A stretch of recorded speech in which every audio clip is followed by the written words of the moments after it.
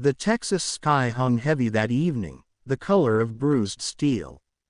The air smelled of dust and something older, like rain that never came.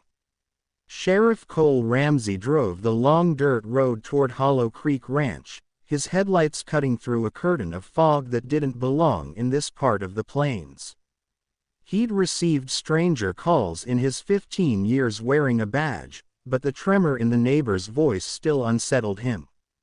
"Screamin', Sheriff. Not like a person. Not like an animal neither." Cole eased his pickup to a stop near the rusted fence line. The ranch sprawled before him, silent and wrong. Usually, Hollow Creek hummed with crickets, the clink of metal gates, the steady rhythm of cattle lowing in the distance. Tonight, nothing, only the wind brushed against the tall, withered wheat, carrying a sound almost like whispering words he couldn't make out.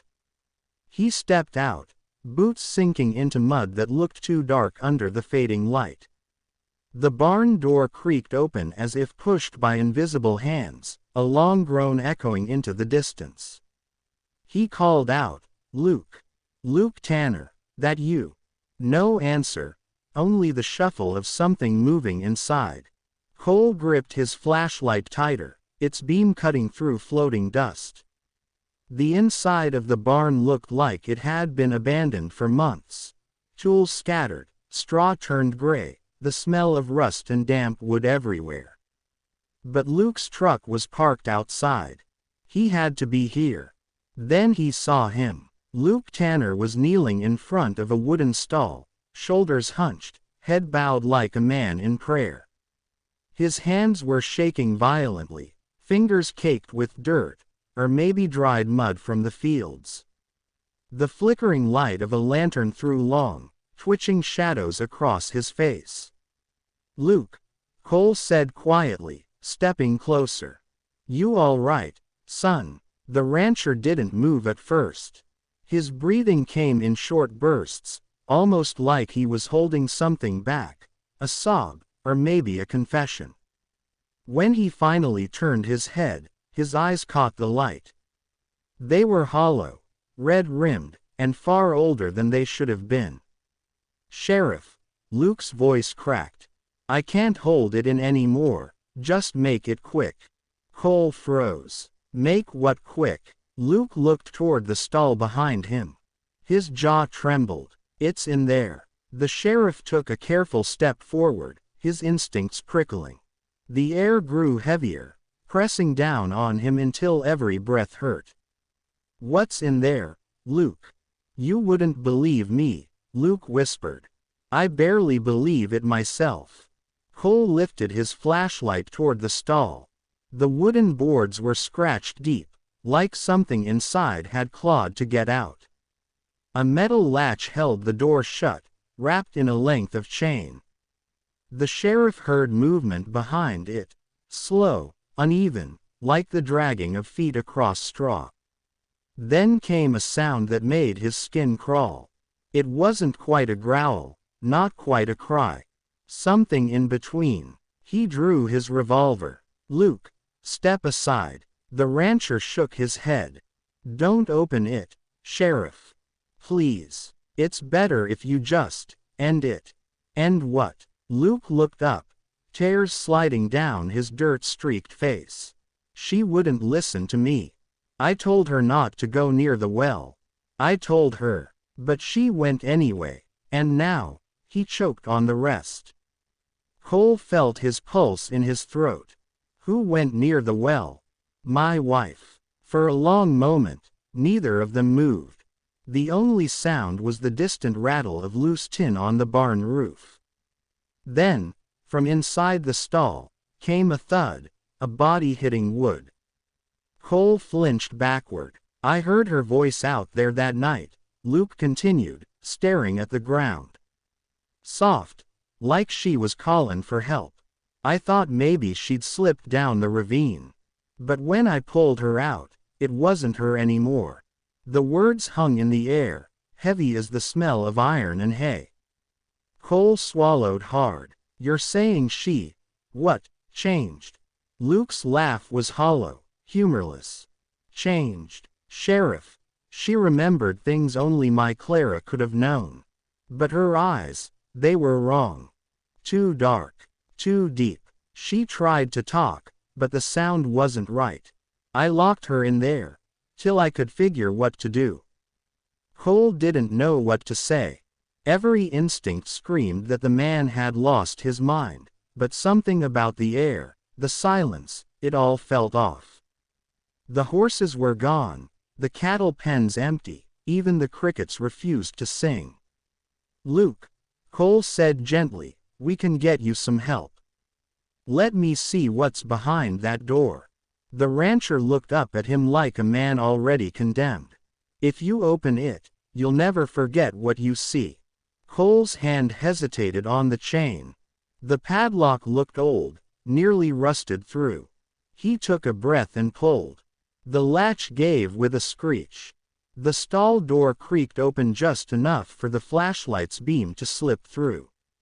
Something shifted inside, slowly, like a shadow coming alive. Cole's breath caught. What he saw was covered in mud and straw, its shape hunched, trembling. The skin looked stretched tight, the movements jerky and unnatural. Yet in the middle of that wrongness, he saw eyes staring back at him. Eyes that looked almost human. The creature, whatever it was, made a soft, broken sound, half sob, half whimper. Cole stumbled back, slamming the door shut again. Good Lord! Luke fell to his knees, covering his face with his hands. I told her not to go near that cursed well. But she said she heard music coming from it, said it was beautiful. Next morning, she was gone. Cole stepped away, heart hammering. You need to come with me, Luke. We'll figure this out. But we're not staying here tonight. Luke didn't move. You don't get it, Sheriff. The well takes what you love and gives it back wrong.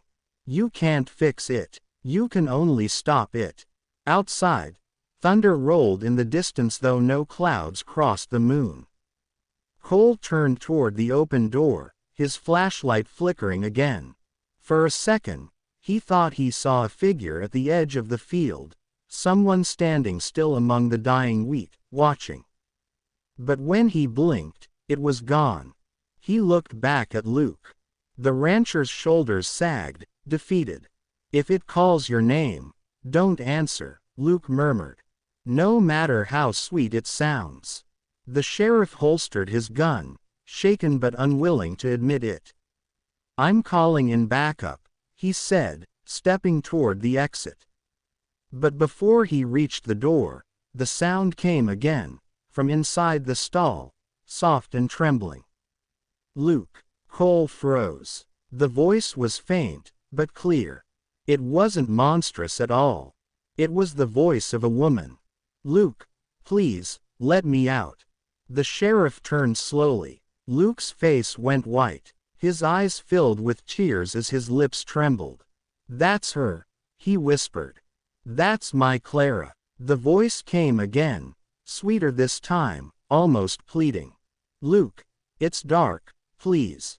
Cole raised his flashlight, its beam dancing on the chained stall. Something pressed against the slats from the inside. Fingers, no, hands, slim and human-shaped, coated in dirt. Luke, Cole said carefully, we have to leave. Now. But Luke took a step forward, drawn to the sound like a moth to flame. She sounds like herself, Sheriff. Maybe it's really her. Cole reached for him, but the man moved faster, fumbling with the chain. The lock rattled, metal scraping wood. The voice grew louder, desperate, almost beautiful. And then, from somewhere far beyond the barn walls, the wind shifted. It carried with it the faint, hollow echo of laughter, soft and distant, like it came from deep underground. Cole's blood ran cold. He turned toward the field again, and this time he saw them, shapes standing in the wheat, silent and still, watching. He grabbed Luke by the arm. "We're leaving," he ordered. Luke hesitated, torn between terror and hope. If it's really her. Cole didn't answer. He just dragged him out into the night, the barn door slamming shut behind them. From inside, the voice called one last time, quieter now, but unmistakably human. "Luke, you promised you wouldn't leave me again." And then the sound faded, swallowed by the endless, whispering fields of Hollow Creek. The night stretched on, black and endless, as Sheriff Cole Ramsey guided Luke Tanner out of the barn. The wind had died, leaving the ranch silent except for the soft creak of the old windmill turning lazily in the dark. Somewhere far off, a lone coyote howled, the sound carried thin through the mist. Cole's flashlight flickered again. He tapped it with the heel of his hand, but the beam stayed weak and unsteady. The batteries were new. That alone made his stomach tighten.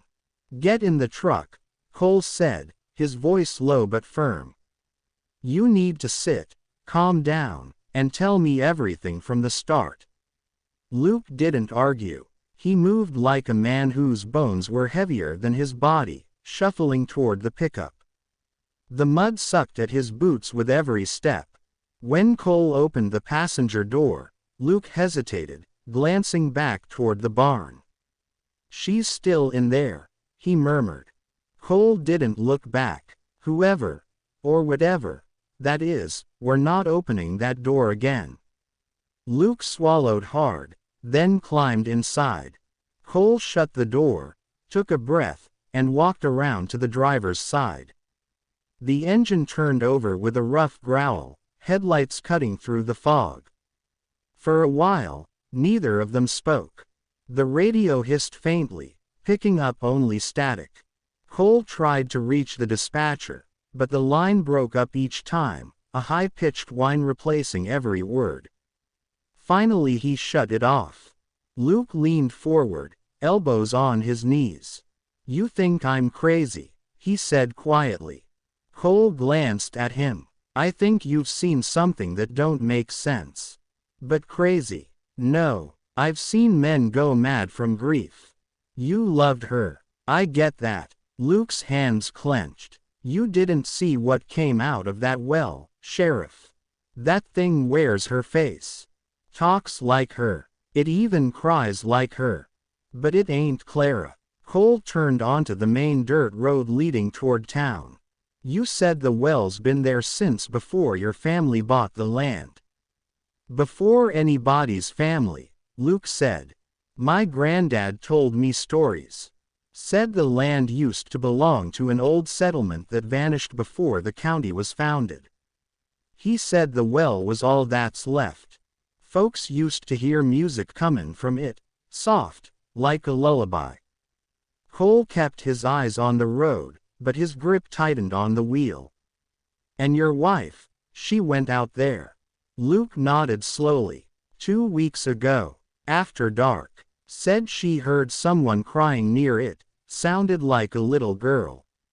She thought maybe one of the neighbor's kids had wandered off. I told her to wait till morning. She didn't listen." He stared out the window, voice breaking. "When she came back, her clothes were soaked. I asked what happened. She said she didn't remember. But her smile, Sheriff, her smile wasn't hers anymore." Cole felt a chill work its way up his spine. "And you locked her up." "I tried to get a doctor. Drove into town the next morning, but my truck wouldn't start. The power was out. Phone's dead. When I came back inside, she was sitting at the table, humming." The word hung in the air. "What was she humming?" Cole asked. Luke hesitated. "Our wedding song." Cole didn't reply. He reached for the thermos of coffee in the cup holder, unscrewed the lid, and took a sip, though the liquid had gone cold. His mind ran in circles. Wells didn't change people. Water didn't take anything. But something about this place felt older than the land itself. Lightning flashed in the distance. No thunder followed. Suddenly, Luke sat upright. Stop the truck. Cole frowned. What for? Look. About 50 yards ahead, something stood in the middle of the road, a figure, tall and still. The headlights illuminated a woman in a pale dress, her hair hanging damp over her shoulders. Cole slammed the brakes. The truck skidded to a stop. For a heartbeat, neither of them moved. Luke's breath caught. "Clara, stay in the truck," Cole ordered, reaching for his gun. But Luke was already pushing the door open. "It's her. Luke, wait." The rancher stumbled out into the fog, calling her name. The figure didn't move. Cole jumped out and followed, gun drawn, the cold night air biting his face. "Clara," Luke shouted again, closer now. "It's me." The woman turned her head slightly, as though hearing him for the first time. Her voice drifted through the mist, soft, uncertain. "Luke." Cole's heartbeat pounded in his ears. The sound was real, human. But something about it felt hollow, like an echo from somewhere deep underground. Luke ran forward. Cole caught his arm just as he reached her. "Stop. Don't touch her." Luke pulled free. "You don't understand, Sheriff. She's alive." The woman lifted her face into the light. For a brief, impossible second, Cole saw her clearly. Warm eyes, trembling lips, fear and hope mixed together. She looked exactly like the picture that hung in Luke's living room. Then she blinked, and her eyes reflected nothing. Cole fired his gun into the air. The sound ripped through the fog. The woman flinched, or maybe flickered, and the next instant she was gone. Only mist remained, curling where she'd been. Luke fell to his knees. "No, no, come back." Cole holstered the revolver, breathing hard. "We're leaving. Now." Luke didn't move. His voice was a whisper. "She wanted me to follow." Cole knelt beside him. "Whatever that thing is, it's not her. You follow it, you'll never come back." Luke looked up, eyes wet. "Then maybe I belong wherever she is." Cole didn't answer. He grabbed Luke's arm and hauled him to his feet. They got back in the truck. The road behind them was empty again, the fog thinning as though the moment had never happened.